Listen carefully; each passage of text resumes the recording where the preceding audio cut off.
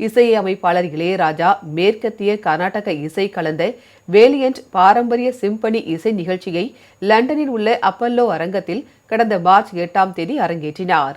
லண்டனில் இருந்து இளையராஜா திரும்பிய போதே அரை நூற்றாண்டு இசை பயணத்தை கொண்டாடும் விதமாக தமிழக அரசு தரப்பில் பாராட்டு விழா நடத்தப்படும் என்று முதலமைச்சர் ஸ்டாலின் அறிவித்திருந்தார்.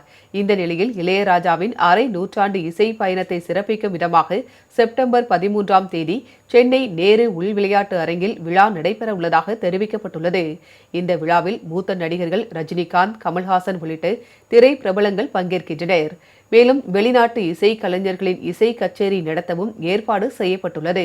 இதுகுறித்து சென்னை மீனம்பாக்கம் விமான நிலையத்தில் செய்தியாளர்களுக்கு பேட்டியளித்த இசையமைப்பாளர் இளையராஜா, தமிழக அரசு பாராட்டு விழா நடத்துவது இதுவே முதல் தடவை என்று தெரிவித்தார்.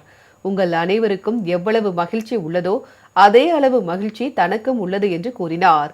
அனைவரும் வந்து செல்ல நேரு ஸ்டேடியம் போதாது எனவும் மக்கள் அனைவரும் ஆவலுடன் இருப்பதாகவும் தெரிவித்தார். தமிழக அரசு பாராட்டு விழா பண்ணுறது, ஒரு அரசு முதலாவதாக பாராட்டு விழா பண்ணுறது இதுதான் முதல் தடவை. அது உங்களுக்கெல்லாம் எவ்வளோ சந்தோஷமாக இருக்கோ அதே அளவு எனக்கு சந்தோஷமாக இருக்குது. மக்கள் எல்லாம் எல்லாரும் இதில் கலந்துக்க முடியாது அப்படிங்கிறது. அந்த ஸ்டேடியம் இடம் போகாது மக்களுக்கு.